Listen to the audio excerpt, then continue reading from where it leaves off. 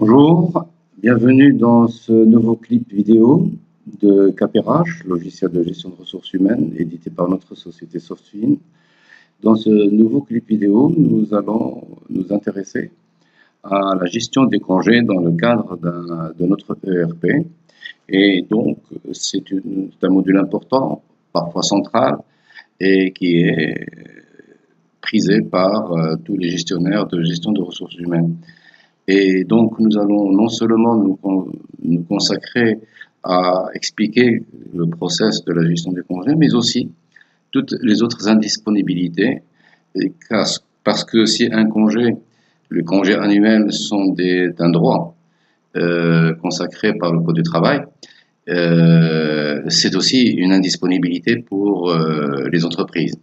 Et à ce titre-là, il y a d'autres indisponibilités qui doivent être également gérées d'une façon spécifique. Et donc, si vous permettez, dans cette présentation, nous allons consacrer deux clips vidéo. Deux clips vidéo qui seront donc consacrés à développer et expliquer les process de la gestion des congés dans le cadre de l'application destinée aux managers RH. Le premier clip vidéo va évoquer les principes et les paramétrages généraux qui nous permettront d'installer les règles de gestion. Le deuxième clip vidéo, on va le consacrer à expliquer comment se fait l'acquisition, la saisie des congés, mais aussi l'exploitation des congés et les résultats escomptés. Dans un autre clip vidéo qui est consacré à vous présenter notre portail RH, vous trouverez toutes les explications concernant la gestion des workflows des congés et tout l'apport que ça peut apporter à l'entreprise, tant au niveau productivité qu'au niveau service rendu à vos collaborateurs. Donc, si vous permettez, je me dirigerai rapidement au niveau de notre logiciel KPRH, et je suis actuellement dans le menu général. Et dans ce menu général, la partie des congés est représentée ici par le module important et essentiel du paramétrage des congés et par le module de la gestion des congés. D'autres fonctionnalités moins importantes mais utiles vous seront également présentées dans le logiciel. Mais avant cela, dans le cadre du paramétrage général, on peut commencer quand même par expliquer que dans l'organisation, dans le menu organisation, le droit au congé est fixé dans le cadre du paramétrage des catégories et grades que vous avez dans l'entreprise.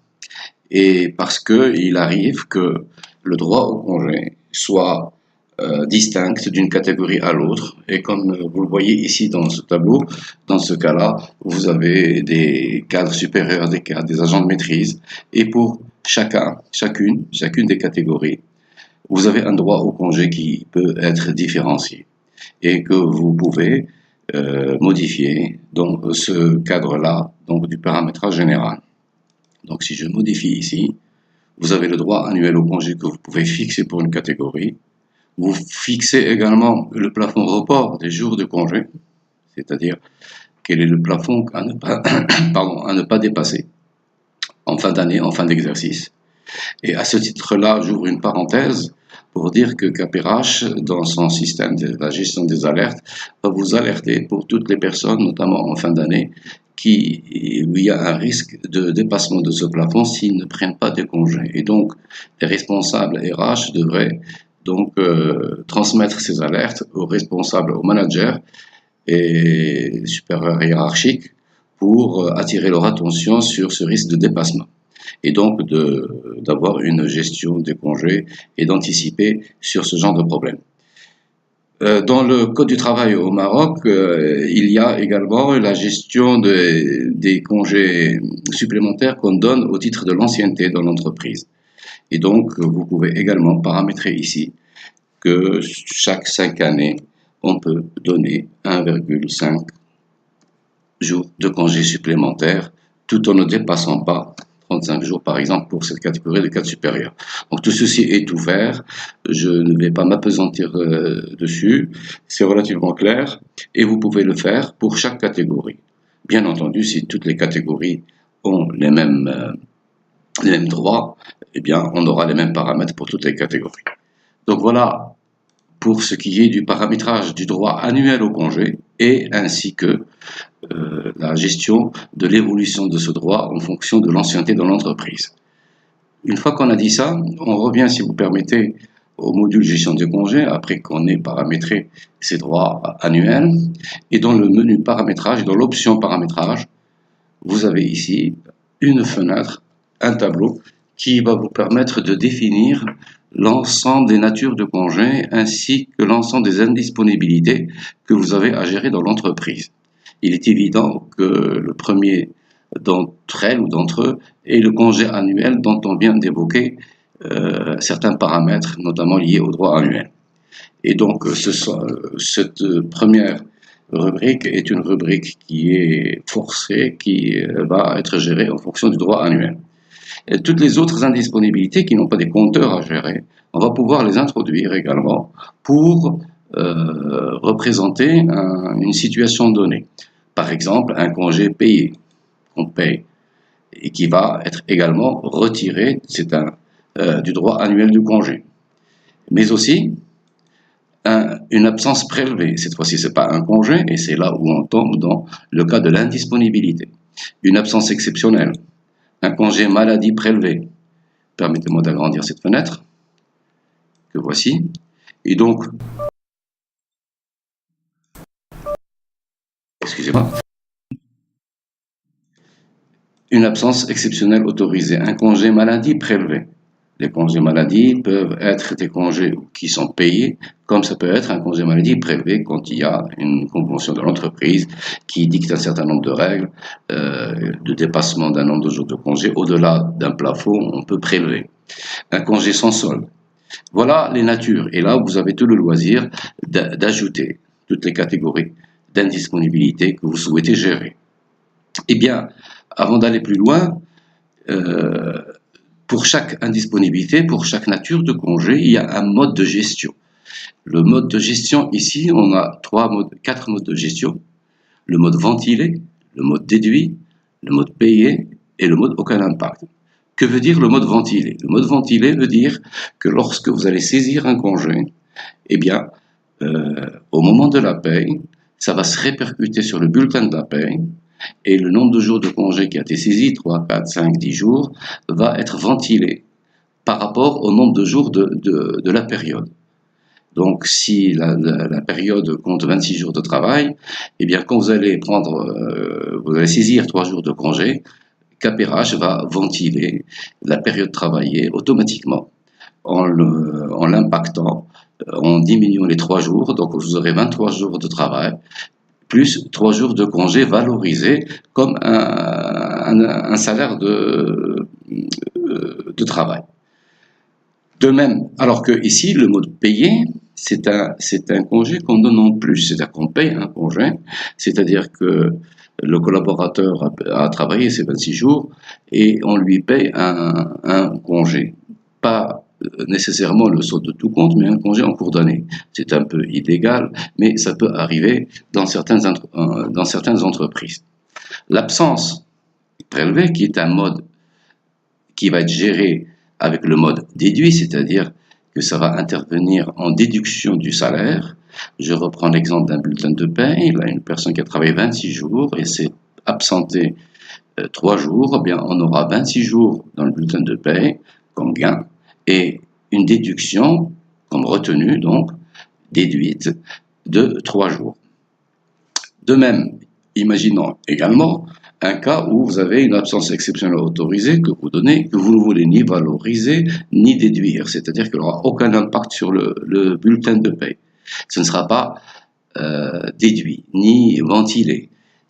Et ça n'apparaîtra même pas dans le bulletin de paie. Mais par contre, elle apparaîtra dans le registre de la gestion des congés et on peut la retrouver pour voir les valorisations de cette absence sur une période donnée. Voilà donc 1, 2, 3, 4 modes de gestion des congés et des indisponibilités. Je dois dire aussi que dans ce paramétrage-là, vous devez saisir les rubriques de paye qui sont impactées. Par exemple, pour gérer un congé annuel dans le bulletin de paie, il va falloir donc réserver une rubrique qui va destinée à recevoir la valorisation de ces jours de congé en montant de salaire et le nombre de jours de congé qui va être mémorisé dans une rubrique qu'on va choisir et qu'on pourra exploiter par la suite en faisant des extractions, des restitutions de données, etc. Et donc, je vais vous montrer, par exemple, dans le congé maladie prélevé, c'est un congé maladie déduit, c'est-à-dire qu'on va déduire du bulletin de paie, ça va apparaître comme une rubrique en déduction, donc une rubrique en retenue. Et donc, je vais vous montrer tout de suite, mais en quittant cet écran, comment on peut le paramétrer.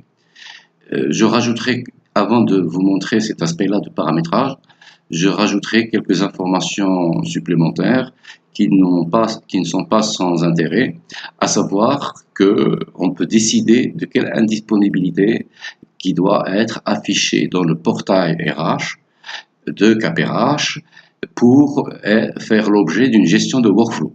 On peut choisir que, par exemple, un congé maladie prélevé, c'est pas la peine c'est pas quelque chose qui doit être signalé dans une gestion de workflow. Et donc, je vais l'éliminer, je ne vais pas l'afficher dans le portail. Et je fais une modification, voilà. Par contre, l'autre information qui est d'afficher dans le dossier d'évaluation. Vous savez que CAPRH, il y a un module de gestion des évaluations, de gestion prévisionnelle des emplois et de compétences, et qu'il y a un dossier d'évaluation qui doit être présenté au moment de la campagne des évaluations des ressources humaines, des compétences et de la performance. Et donc, dans ce dossier-là, on décidera, et c'est ici qu'on le décide, on décidera si cette rubrique-là, de congé maladie prélevé, doit apparaître dans le dossier ou pas. Et dernière chose, c'est un paramétrage de la couleur qui sera utilisée, parce qu'il y aura des graphiques qui vont être présentés tant au niveau du portail qu'au niveau de l'application CAPRH, des graphiques qui vont montrer toutes les indisponibilités. Et pour différencier une indisponibilité d'une autre, on va utiliser les couleurs que vous choisirez ici. Donc voilà un peu la gestion la définition des indisponibilités, des congés et indisponibilités.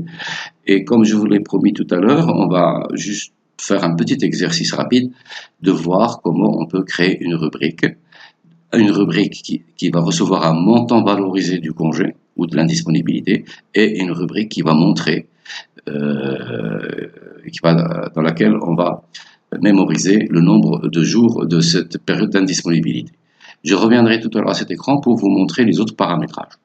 Donc je quitte cet écran rapidement et je reviens au menu paramétrage. Et dans le menu paramétrage, vous avez le grand module, le grand bloc qui nous permettra de régler et de paramétrer le moteur de paie.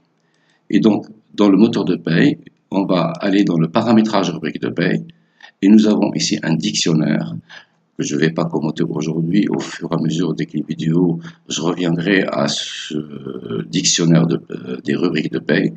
Et là, je viens juste pour créer une rubrique que je vais donner, par exemple, je vais créer une rubrique, la rubrique 160, qui va recevoir le nombre de jours congé maladie à prélever. Pardon, maladie prélevée. Bon. Voilà. Donc, je viens de définir une rubrique qui va porter un numéro, qui a un intitulé, et dans ce paramétrage, nous allons simplement dire que c'est une rubrique qui n'est ni en saisie ni une formule, on ne va rien dire, on va juste dire que c'est une rubrique qui est non éditable, c'est-à-dire que ce n'est pas une rubrique de valorisation, et donc, et qu'elle est juste non éditable, et que ça peut être principalement une retenue. Et je valide. Je viens de créer la rubrique 160, et je créerai juste après la rubrique 161 pour dire congé maladie. Cette fois-ci, on va créer la rubrique qui va valoriser qui va valoriser cette absence pour congé maladie prélevé, et donc c'est un montant cette fois-ci, un montant qui, non, également, mais cette fois-ci c'est un montant qui a des propriétés, c'est une retenue, c'est imposable, c'est déductible de l'impôt, ça rentre dans le brut total. Je m'arrêterai là. Je peux l'intégrer également dans un journal de paye, mais je m'arrêterai là pour cette première définition. Et une fois qu'on a créé ces deux rubriques, je reviens à la gestion des congés et je prends maladie, congé maladie, et c'est ici que je vais désigner la rubrique 160. La rubrique 160 que je viens de créer, qui est un nombre de jours de congé. Voilà. Excusez-moi. Ça, c'est la rubrique 161. 161, plutôt. Voilà. Et ici, c'est le nombre de jours de congé, c'est la rubrique 160. Voilà. Et je modifie. Et donc, j'ai la rubrique montant qui est la 161 et la rubrique nombre de jours de congé qui est la 160. Et je maintiens, je dis qu'elle n'a pas à être affichée dans le portail dans le cadre de la gestion des workflows. Donc, dans cette fenêtre de paramétrage, il va falloir aussi préparer le calcul les méthodes de calcul des jours de congé. Et évidemment, il va falloir définir quels sont les jours fériés, les jours fériés à date fixe, tels que le 1er mai, tel que le jour de l'an, etc. Vous pouvez ajouter autant de fêtes à date fixe, n'est-ce pas? Et à date fixe. Et on mettra cette fois-ci juste, par exemple, une date donnée, le 8-05, le 8 mai de chaque année, c'est une fête à date fixe. De même que on peut introduire le paramétrage, dans le cadre de ce paramétrage, les jours fériés qui correspondent à des fêtes religieuses, le Ramadan, le jour Eid al-Fitr, et cette fois-ci, dans ce cas, il y a une petite problématique à gérer, puisque ces variables, il va falloir l'introduire au moment où on le sait, et en général, on ne le sait pas de manière précise avant que ça soit annoncé, et le fait de le saisir ici, il va corriger, le KPRH va corriger le nombre de jours de congé si ils ont été saisis alors que ce n'était pas encore connu. De même, 05/02/2017, je donne des dates exprès.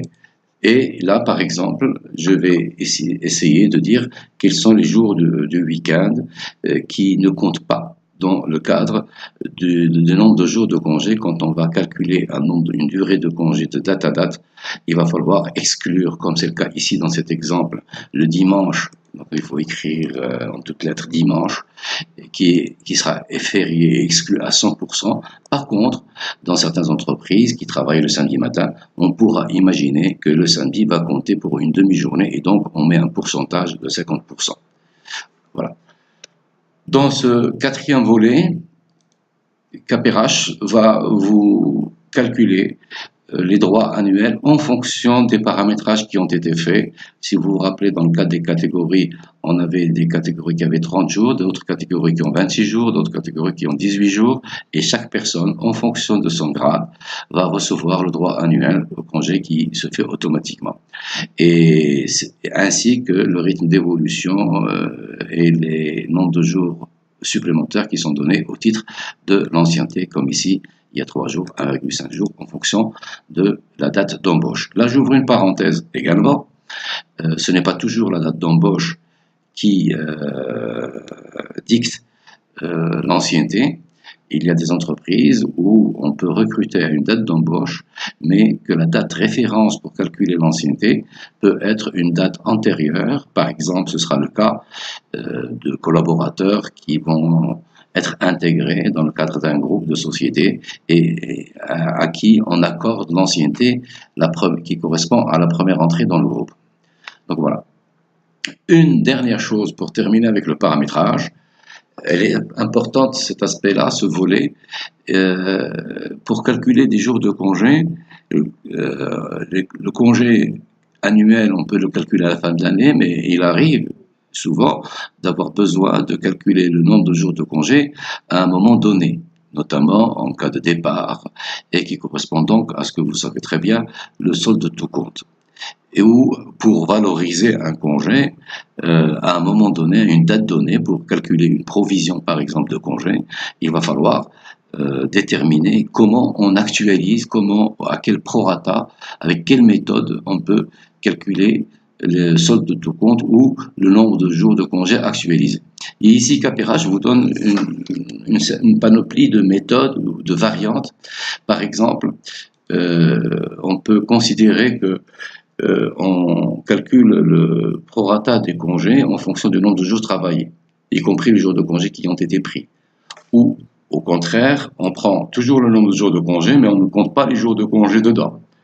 On peut également dire, dans certaines entreprises, que en fonction du nombre de mois travaillés, c'est-à-dire que